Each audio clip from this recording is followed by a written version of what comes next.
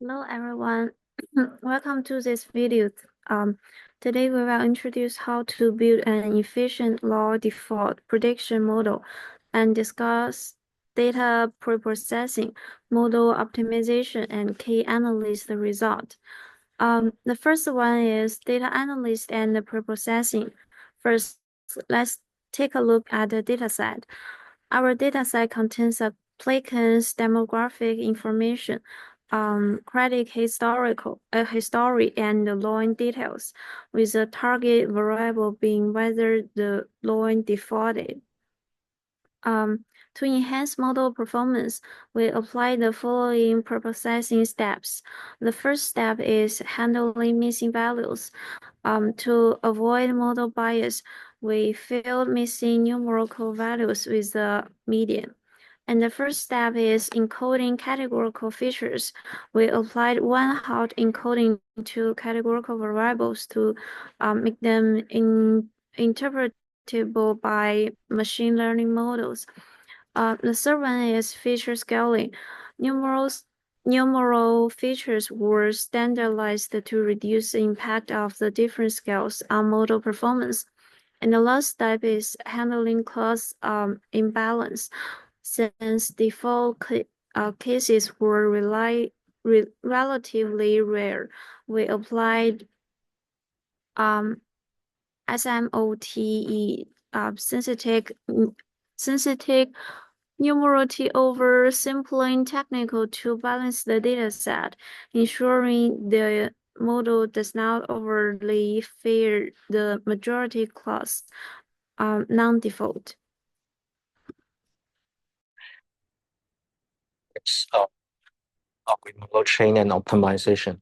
To find the optimal classifier, we trained and compared 3 different models using F1 score on the validation sets.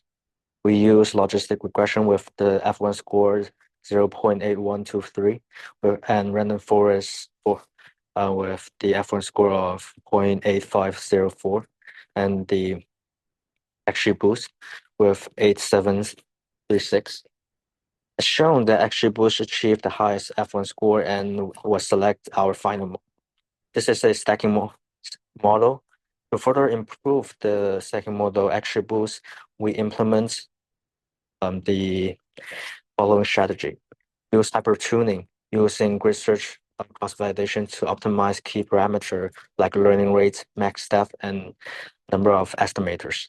And using cross-validation, we apply bifolds to ensure model stability and generalization to prevent overfitting.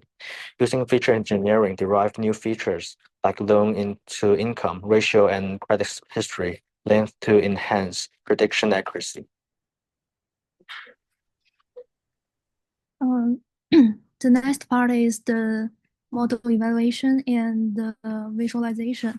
To validate model reliability, we conduct several visualization analysis. First, the learning curve helps us detect overfitting or underfitting by comparing training and validation errors.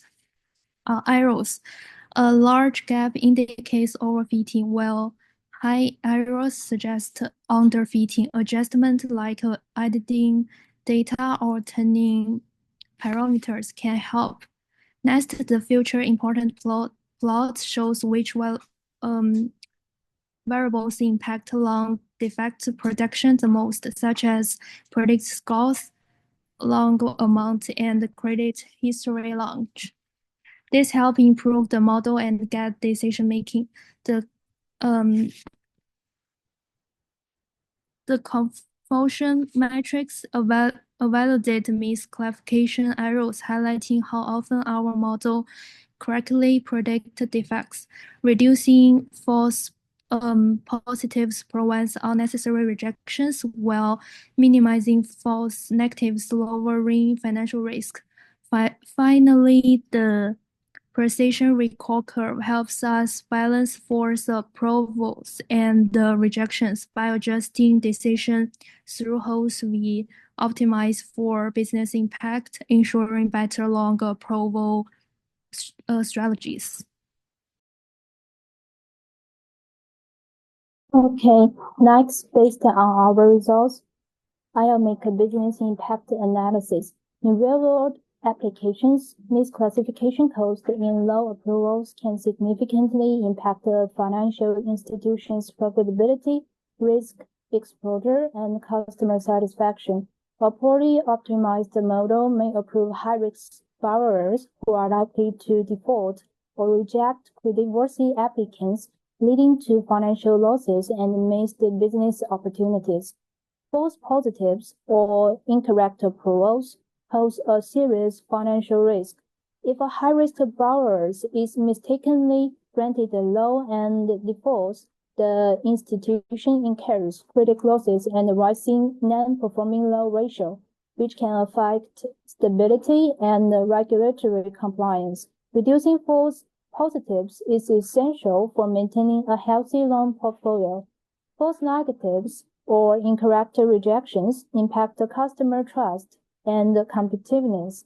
Denying creditworthy borrowers may push them toward competitors, leading to lost market share and reputation damage. A balanced approach is key to risk management and customer retention. To optimize decision making, we can adjust the classification thresholds to minimize financial risk while maintaining customer growth. Additionally, integrating credit bureau scores and microeconomic data can improve credit accuracy. Continuous model monitoring and fine-tuning will ensure long-term stability and data-driven decisions. What's and to further enhance with included external data, actor and credit bureau data, and in sample learning using stacking or voting method and multiple the data drift implementing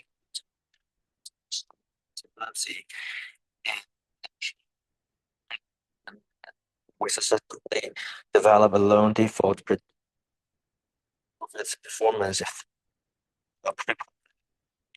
engineering, balancing, opportunity by using stacking with the highest effort generates the submission